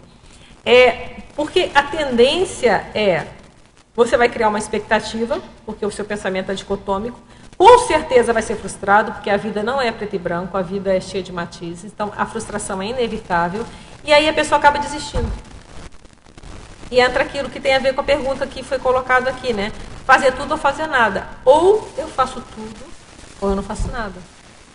Então não tem um meio termo, não tem a possibilidade, não, mas eu posso fazer 5% disso ou 10% disso. Ou então eu posso, nesse momento da vida, eu vou fazer isso. No próximo momento eu vou fazer aquilo. Também é uma opção. Não é um tudo ou nada. É contextualização. Eu vou contextualizar nesse momento, a minha prioridade até o exemplo que foi dado ali, minha prioridade nesse momento é fazer um curso. A próxima prioridade pode ser fazer um verbete, na próxima fazer um livro, sei lá, cada um tem que saber da sua vida. Mas é diferente fazer ou isso ou aquilo. Ou é a condição ideal ou nada. Ou é o marido ideal que tem 100% de aprovação ou nada. Nada pessoal. Tá? Tem que deixar claro ali. Então, eu estou brincando. Às vezes a questão tem muito em divórcio, às vezes, né? Ou é difícil, agora a gente tem exemplos já até de pessoas conhecidas que saem com muita dignidade, né? Separam e o afeto mantém. Porque tudo bem, não dá mais para morar juntos, não deu, mas o afeto continua. Agora, tem muita gente que é dicotômico. Ou não, se está separado, já virou o ódio mortal, né? O inimigo número 1. Então, peraí, mas por que foi para um lado para o outro? Às vezes não deu para mais... Então, não separa perfeito, né? E às vezes fica preso ali o resto da vida na situação. Então, são condições que a gente está falando que é tudo ou nada. Então, ou é a perfeição, aqui do amigo, né? O meu amigo me aceita, como a gente falou antes. Totalmente, se fez uma crítica, não é meu amigo. Então, tchau. Agora você é meu inimigo, mortal, porque você fez uma crítica para mim. Exatamente. Essa frase olha, uma frase de assediador, né? Mas é boa lembrança, né? É que ela está colocando aqui. Aquela frase, né? Que amigo não tem defeito e inimigo a gente inventa. Quer dizer, que é coisa mais assediadora que isso. É o perfeito. Tem aqui, ó, quer ver, ó? A gente coloca, ó, perfeito aqui, ó. Você está dando uma boa lembrança. Quer ver onde é que está? Eu coloquei isso aqui. Aqui, ó. 16. Ou uma oposição aguerrida, sou contra sim, se não tem defeito eu coloco nele. Ou o endosso sentimental e restrito, sou a favor de qualquer coisa que você faça, eu estou concordando. Que é o retroafeto deslocado, que muita gente vai no buraco com isso, né? Aí tem a intervisão grupocármica, entra muito na situação. Você aceita tudo e entra no buraco legal. Ok? Vamos aqui terminar a pergunta aqui, que eu deixei aqui a pergunta no meio. Na ânsia de querer terminar o que foi começado, vemos que há um grande atropelo. Como priorizar dentro da motivação intensa? Deixa eu tentar entender aqui. Na ânsia de querer terminar o que foi começado, vemos que há um grande atropelo. Aí depende. Como priorizar dentro da motivação intensa? Olha, eu não sei se eu compreendi a sua pergunta, mas vamos ver aqui, ó. Porque a separação é fazer tudo ou fazer nada, né? A gente vê o seguinte, que terminar o que foi começado, às vezes não é um atropelo. A gente pode, às vezes tem o tour de força, a gente faz para passar o gargalo, né? Mas eu não vejo como, porque na hora que a gente termina atropelado, é um risco que tem. Às vezes a gente vê até livro assim, né? Que o autor começa bem, no final do livro ele parece que fez rapidinho para terminar e fica a coisa esquisita, ruim, né? Então eu vejo que a gente tem que manter a qualidade do início ao fim. Então não é atropelar. Então não sei se eu não entendi como a pessoa é de outro país, eu não sei se tem um problema na tradução aqui. Como priorizar dentro da motivação intensa? Eu acho que a gente tem motivação, a gente vê as prioridades na nossa vida. O que é o mais prioritário naquele momento e se dedicar àquilo. Agora, sabendo que eu, por exemplo, eu sou contra o atropelo. Eu acho que se a gente acaba ficando ansioso para terminar as coisas, a gente acaba fazendo de qualquer maneira. E aí o produto final depois não vai ser satisfatório, a gente vai ficar chateado, né? A gente já chegou até a comentar no teto da competência, né? Então, se a gente, naquilo que a gente elegeu fazer no teto da competência, vamos fazer direito, porque senão, se a gente tenta entender rápido, depois a gente fica... Aquilo dá poxa, teria que ter feito melhor. Então, tenta fazer o máximo, sem perfeição, mas fazer o máximo até o final. Então, eu acho que a gente deve fazer o tempo que for necessário, sem atropelos, mas que saia um produto bem feito, mas também sem ficar fazer a perfeição, que a pessoa fica aí 20 anos fazendo um livro, mas um livro simples que poderia ter feito em 2. Obviamente, existem livros que vão ser feitos em 30 anos, mas há um crescendo. Agora, a pessoa não, às vezes fica enrolando em função de uma série de outras causas, tá? Quem vai perguntar aqui? Sim, pode perguntar. Ratificar o que você já tem dito desde o início aí. É que quando eu tinha esse processo muito dualista, né, eu comecei a fazer autopesquisa. Mas não adiantava muito, eu não conseguia identificar por que eu era tão assim, tão distante o meu pensamento. Aí eu comecei a movimentar as energias. Foi aí que eu comecei a ver que aquilo não era só meu, não era só questão de autopesquisa, tinha que movimentar as energias. E hoje em dia está o inverso. Quando eu tenho um pensamento, que está cada vez mais raro, mas quando eu tenho um pensamento desse, bem díspare, né? Eu faço meia hora de movimentação de energia. Então, se não passar, porque normalmente passa. Quando não passar, aí eu volto para a autopesquisa. Fiz o inverso agora. E dá muito mais resultado. Muito bom. E até porque, mesmo que seja seu, vamos supor, se for de consciência, vai separar. E se for seu também, o próprio trabalho de energia vai expandir o seu pensamento. Pois é. Então, mesmo sendo seu, aquilo você começa a pensar mais calma, a dar um relaxamento, você começa a ver maior, né? Até que a gente escreveu o binômio, né? Que eu vejo que é fundamental. Autodesassedialidade, energossomaticidade. Sim. Essas coisas andam juntas. Para mim só funciona assim. É. E agora eu escrevi recentemente o autodesassedialidade e mental-somaticidade. Também eu vejo que sem a cognição, sem o estudo, também fica o autoassédio, a gente tem que ter uma visão mais ampla, ponderação, até para a gente fazer um autoassédio. Então, esse aí em breve está defendendo. Mas é muito boa essa técnica, que em pouco tempo eu consegui virar. Então eu vi que eu não era aquilo, né? Eu estava muito assediada realmente.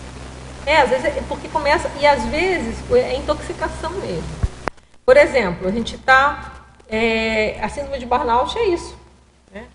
de certa forma, obviamente, como é síndrome, tem várias causas, mas uma das situações que é visto dentro da conscienciologia é que a pessoa ela vai interagindo com as pessoas energeticamente, não limpa, aquilo vai intoxicando, ela vai sentindo mal, aquilo vai dando um mal-estar.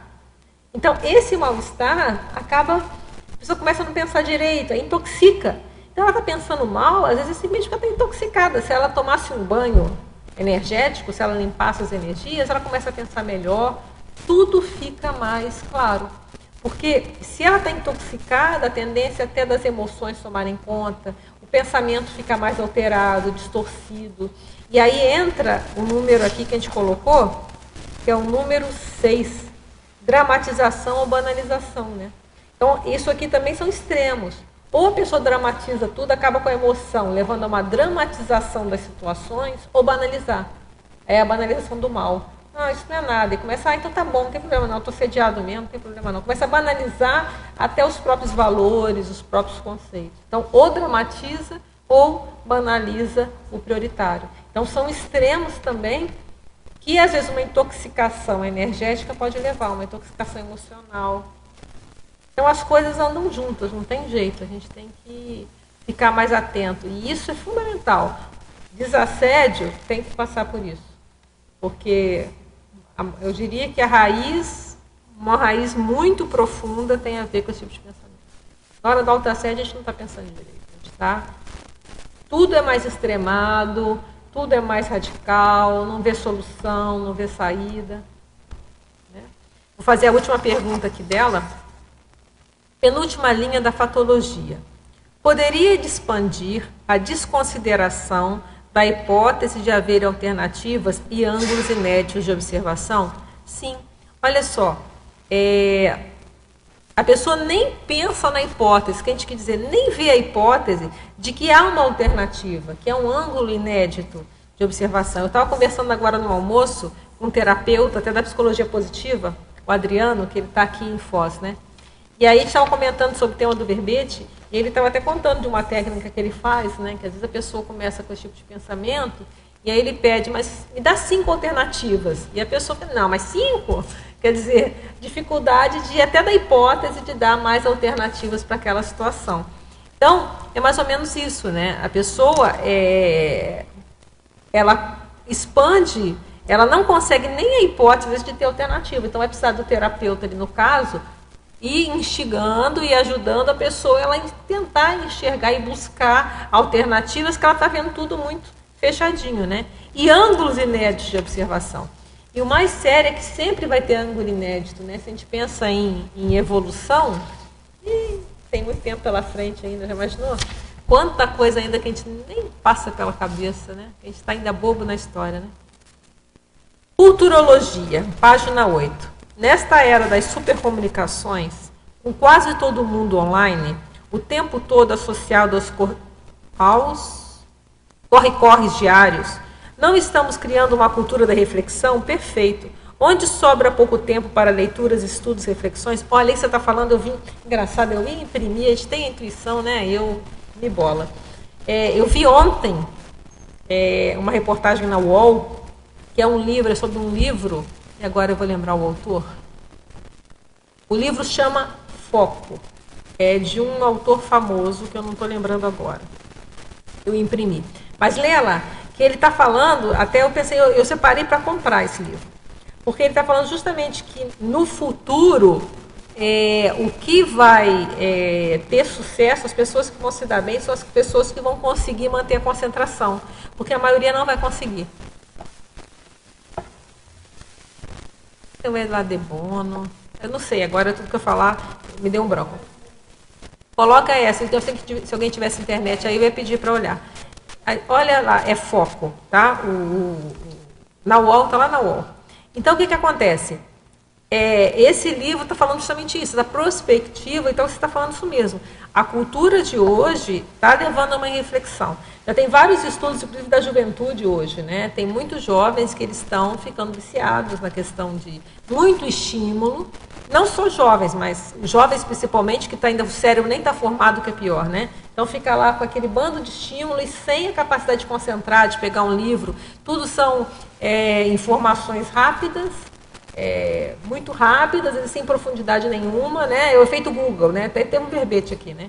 Defendido, quer dizer, a pessoa vê aquilo ali rapidinho e vai passando para frente. Então, é muito sério. Então, isso eu acho complicado. Não sei o que vai gerar isso aqui. Porque até para a gente sair do pensamento dicotômico é necessário muita reflexão, né? Esta cultura não se associará à cultura do achismo, na qual se acha sem ter base nenhuma? Isso a gente tem que ver.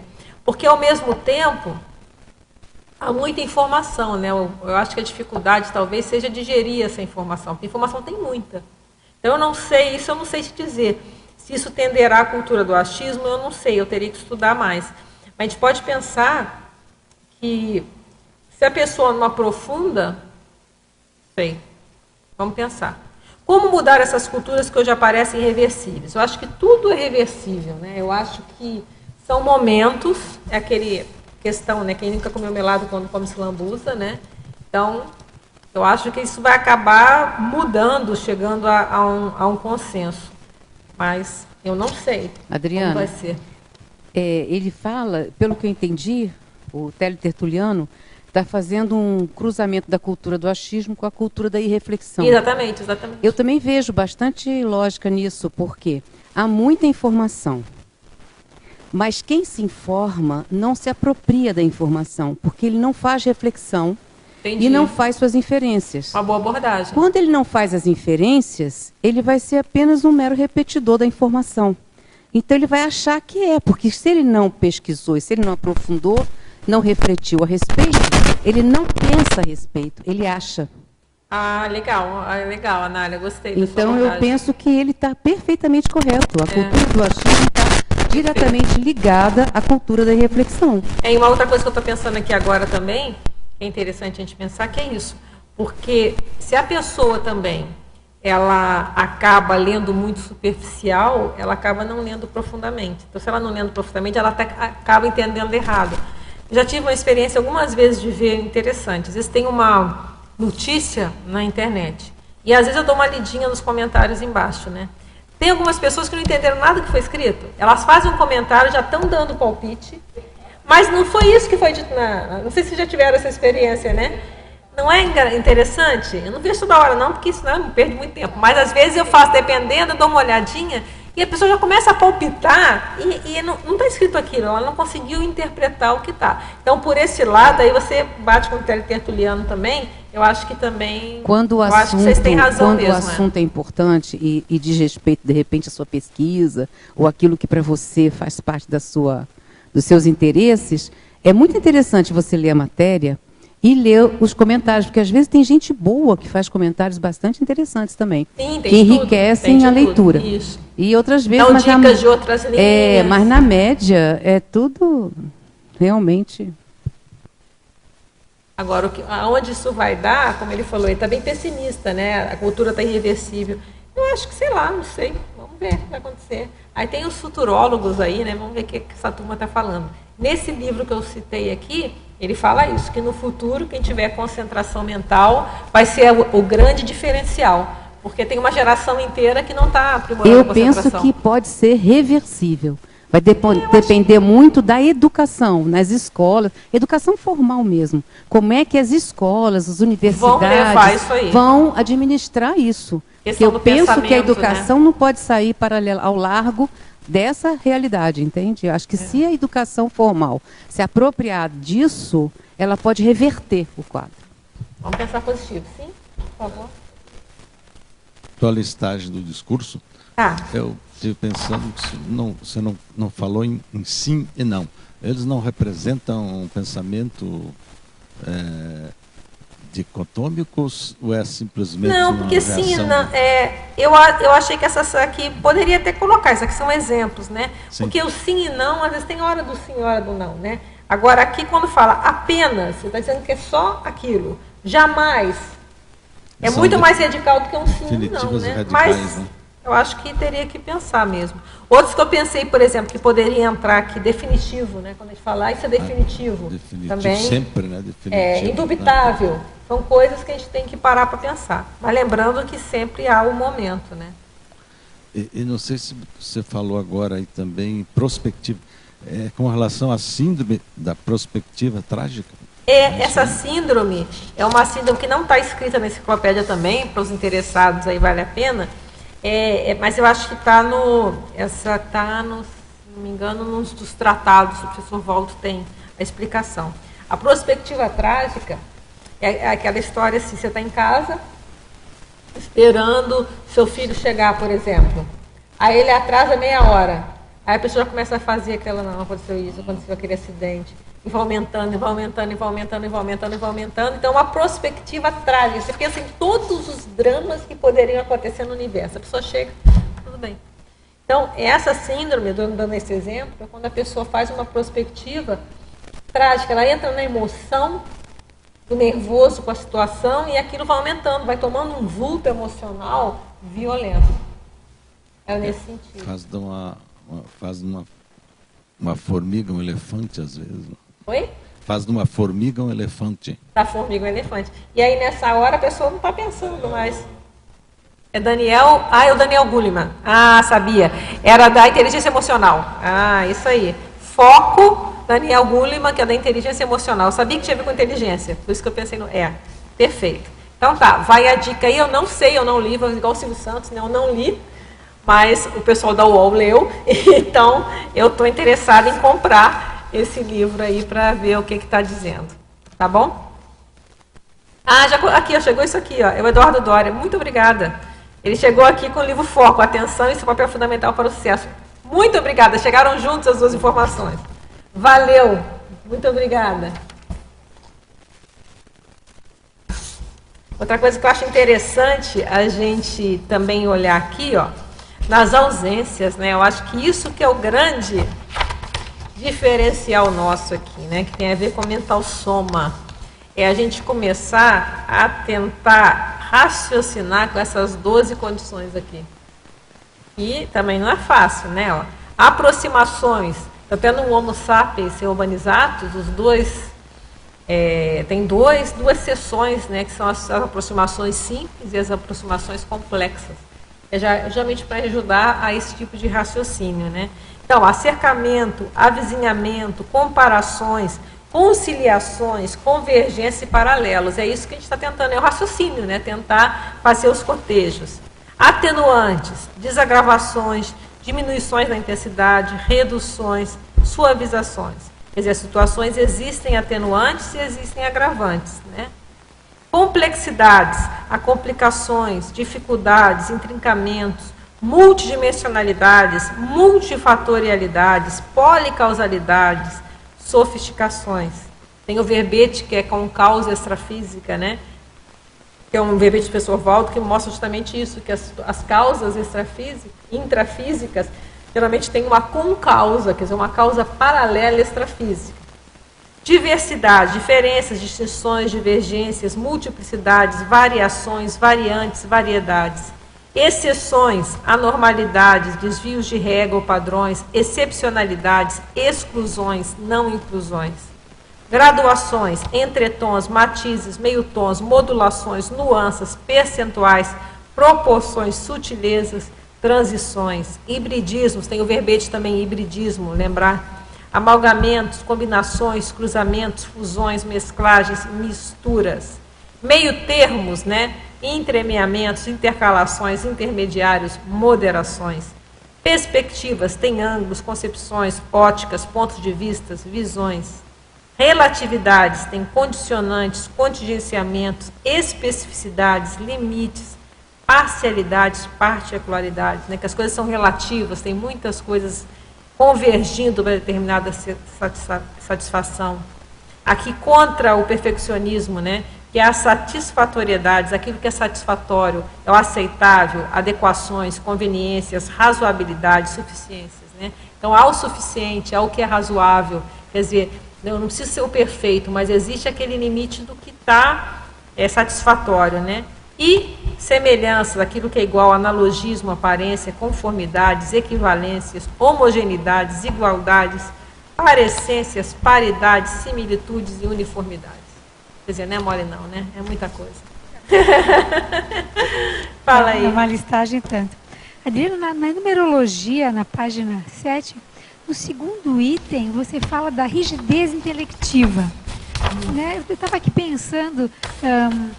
até que ponto nas academias, na ciência eletronáutica, né, que não deveria ter sido já desse pensamento dicotômico há muito tempo, né, que a ciência, ela avança muito mais se não tiver esse processo. Você ainda percebe isso? Qual é a sua opinião dessa rigidez intelectiva ainda dentro aí da ciência convencional? Olha, o que eu vejo mais sério é quando há o descarte da questão multidimensional.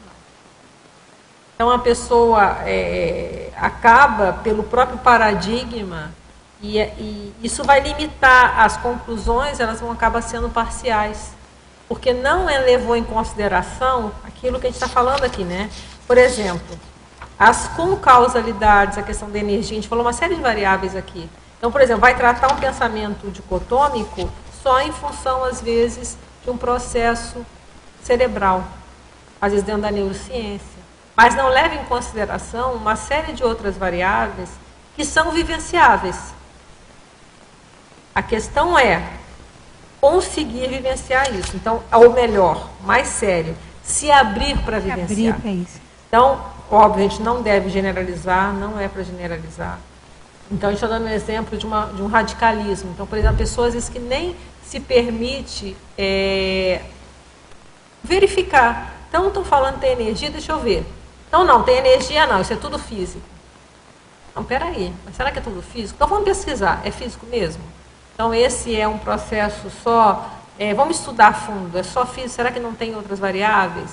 Então, esse tipo de fechadismo, às vezes, a abrir para essa outra abordagem, que eu acho mais sério. Considerar apenas um paradigma intrafísico já é um pensamento dicotômico. Exatamente. Né? Quer dizer, eles não se enxergam assim, né? A academia não se enxerga assim. Mas às vezes é uma questão, às vezes a pessoa é ignorante quanto a isso. Mas o mais sério que eu acho é não se permitir, porque a realidade energética, ela está aí.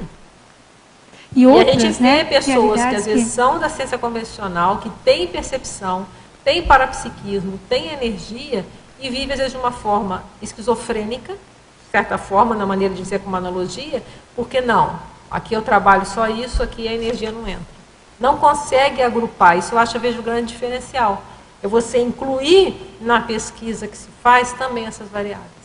E aí vem o cabresco, não, mas aí não vai ser aceito. Então, eu acho muito sério que é um pensamento radical, é você, aí entra restringir, fazer uma constrição na mentalidade, não levando em consideração essas outras variáveis que são vivenciadas. Então, vamos supor que aquela pessoa casca grossa que não vivencia nada, ou então não dá nome aos bois, é uma coisa. Agora, tem pessoas que percebem. E mesmo assim, às vezes se mantém empedernida em não, isso aí não quero saber, não quero ver, não quero... E outro caso também, que eu até já comentei aqui, se eu não me engano, foi no verbete autocomprovação energossomática, que é um paradoxo que tem na enciclopédia, que é o cientista beato, né? Então, às vezes tem aquele cientista que ele é super meticuloso, e tem que ser, nas suas pesquisas em relação às coisas intrafísicas, seja qual linha que for física, seja lá qual for, tá? Super meticuloso, criterioso. Agora, na hora que vai entrar, por exemplo, um processo parapsíquico, aí não tem, ou entra para o beato, que então tudo vai virar agora misticismo, né? Então, é tudo místico, não vai pôr nada de ciência, nada vai entrar. Às vezes vira beato, vira super religioso e não vê a diferença. Então, é super religioso, acredita em tudo, super dogmático. E na pesquisa lá que faz, é totalmente meticuloso. Também eu acho que é uma situação dicotômica. E até está dividindo, né? Porque, olha só, vamos usar essa meticulosidade também para ver essas outras realidades. Swedenborg é isso. E outros, às vezes, que tem EQM, né? Teve casos recentes, a pessoa vai, tem uma experiência de quase morte, então o super cientista, que é tudo meticuloso, vai olhar e já começa a falar de religião e começa a virar céu, não sei o quê. Peraí, vamos estudar com a mesma, com a mesma afinco e seriedade, né, ou meticulosidade, isso também. O rigor científico que ele isso que eu acho que é a proposta da Conscienciologia que nós estamos buscando fazer, ainda tem muito caminho para andar ainda, obviamente, a gente entende isso, mas justamente ter esse olhar também para essa realidade. Nossa, tentar ser meticuloso, tentar usar essa mesma espírito de pesquisa na coisa que é nas energias. Então não é muito assim, se eu percebi, ou é tudo imaginação, ou então tudo é místico. Não é nem ser místico, nem ser totalmente incrédulo. Peraí, qual é o caminho do meio? Então, vamos pesquisar isso com a mesma atenção e seriedade. Então, isso que eu vejo que é o mais... Lembrando, não vamos generalizar, não é todo mundo, mas há casos há esses tipos de casos, sim, que eu já vi isso, tanto do cientista beato, quanto do outro também. Tem a experiência e não quer ver. Eu lembrei, no curso de psicologia, tinha uma professora...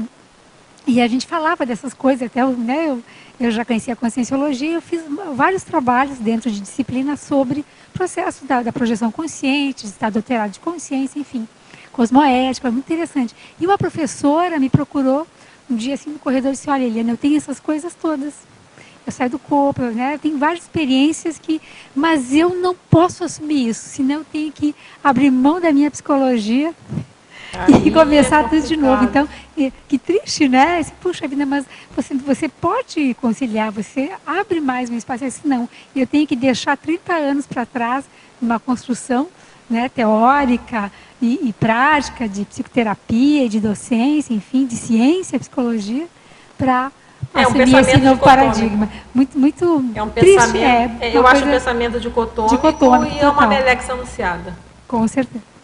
Porque eu acho muito sério, dá mais trabalho, mas se a gente não assumir essa realidade, quem vivencia, quem não vivencia, entra aqui, né? Não vamos ser radicais. Por isso que a gente não pode ser aqui, se eu for radical aqui, vocês puxam a minha orelha, tá? Então, olha só, vamos lembrar aqui dos atenuantes, né? Desagravações e tal. Então, tem aquela pessoa que não tem percepção nenhuma, então vai ter atenuantes. Agora, uma situação como essa que você falou, que a pessoa tem parapsiquismo, às vezes sai do corpo. Tem tudo isso e nega tudo em função de uma defesa de uma biografia, isso é totalmente paradoxal, porque ela tem um paradoxo na enciclopédia também que fala isso. Não lembro se foi eu que escrevi, agora já não sei mais. Mas que era assim, alguma coisa assim que a pessoa ela é leal ao ego, a essa vida, à autobiografia, e está sendo desleal para ela enquanto consciência. É alguma coisa escrita nesse sentido, que é por aí, né? Então a pessoa está sendo leal a uma biografia, não, vamos manter, eu quero meu nome, né? Não quero como se fosse a única profissão do mundo. Às vezes ela vai dar um tchau para a psicologia e vai fazer outra coisa. Existem outras formas de trabalhar, não existe só esse emprego no mundo, só essa profissão. Aí lembra aqui, da mulher dos 50 anos, inclusive é interessante, falou que muitas pessoas na faixa dos 50 agora estão recasando, estão mudando de emprego. É interessante, vale a pena olhar. Deve ter, isso aqui, a Isto ela fica quase toda na internet. Né? Você vai perguntar? Ainda dentro da numerologia, o primeiro item fala a mentalidade binária. Seria essa mentalidade que faz a polarização entre essa listagem aí? A mentalidade binária? É binária, é uma coisa ou outra. Igual é a questão do bit, né? 0 ou 1, né? Então, a realidade do computador é 0 ou 1. Então, é isso ou aquilo, é isso ou aquilo, é isso ou aquilo. E aí não leva em consideração todas as nuances, como a gente falou. Tudo tem agravante, tudo tem atenuante. Dessas situações que a gente está falando do cientista, tudo tem agravante, tem atenuante. Cada um veja o seu caso. Mas a gente estava fazendo uma hipótese ali, uma situação. Eu também não sei da vida da pessoa, obviamente, está pegando uma casuística como uma questão de hipótese, né? Sei lá, a gente não sabe se falta 2 anos para aposentar, como está falando, não sei da vida. Eu acho que cada um tem que ver o seu caso. Mas uma coisa que eu acho muito séria pegando como fosse um exemplo hipotético, é isso. Uma pessoa que tem essa série de experiências e ela optar, isso tem preço, ela tem que ter muito o pensamento aqui para analisar e ver se ela não está fazendo uma grande bobagem, né? Está negando uma realidade dela. Então, okay? A conclusão é que se deve evitar muito o uso desses vocábulos do discurso aí, né? Não, eu falei, a evitação se ele for descriterioso. Há um momento de ser criterioso. Tem hora que a gente vai falar não, sempre, principalmente quando a gente for com a gente mesmo. Não, eu não quero mais isso para mim, eu não vou fazer mais isso. Não quero. Então, às vezes é importante a gente fazer isso para a gente. Mas a questão é ser criterioso. Não, e quando a gente está assediado, a gente não tem critério nenhum. A gente se enrola mesmo. Tá ok, gente? Então, agradeço muito a presença de todos vocês. Agradeço aí os teletertulianos e até a próxima. Nossos comerciais, por favor. Obrigado. As pontuações da tertúlia de hoje são 20 assinaturas no livro de presença, 18 perguntas presenciais e 17 perguntas respondidas online. Hoje nós temos 2 recados. A Mara com o curso 40 Manobras em Salvador e a Patrícia com o curso de Projeciologia à Distância. E antes nós teremos Amigos da Enciclopédia. Boa tarde, meu recado é rápido, é convidar vocês, tertulianos e teletertulianos, mais uma vez, para serem amigos da Enciclopédia. O Amigo da Enciclopédia é um amparador intrafísico que ajuda a manter este tertuliário, o Holociclo, Holoteca, instâncias fundamentais da produção da enciclopédia da Conscienciologia e outras tantas benesses que nós temos aqui no CAEC também. É só entrar em contato aqui com a recepção do CAEC no telefone 45 35 25 26 52. Muito obrigada. A CIP, em parceria com o IPC de Salvador, convida todos a participarem do curso 40 Manobras Energéticas, que acontecerá nos dias 28, 29 e 30 de março, com o professor Epicom Mário Oliveira, em Salvador. São 3 dias de intenso trabalho com as energias. É um curso prático, sem pré-requisito, onde o aluno tem a oportunidade de exercitar as 40 manobras energéticas e perceber a utilidade delas nas interações energéticas. Com isso, melhorando e qualificando a sua autoconfiança no processo energético e no processo interassistencial. Ele se percebe capaz de replicar o que aprendeu depois no seu dia a dia. Com isso, desdramatizando e desmistificando o trabalho energético. Informações vocês podem obter pelo telefone 71 3450 0628. E inscrições também pelo site salvador@iipc.org ou diretamente na unidade do IPC em Salvador. Obrigado. Boa tarde. Eu quero falar hoje um pouquinho sobre o CEPAD, que é o nosso curso de Projeciologia à Distância, que vai ter início agora no final desse mês. As inscrições ainda estão abertas até o final desta semana, e o curso vai ter início na próxima segunda-feira, dia 24 de março, finalizando no dia 25 de abril. Esse curso é baseado totalmente no Tratado da Projeciologia e é composto por 10 vídeos que serão disponibilizados na nossa plataforma de EAD, além de algumas aulas síncrones que acontecerão todas as quintas-feiras, das 19 às 22 horas. Para maiores informações e para inscrições, o site do IPC está disponível. Obrigada.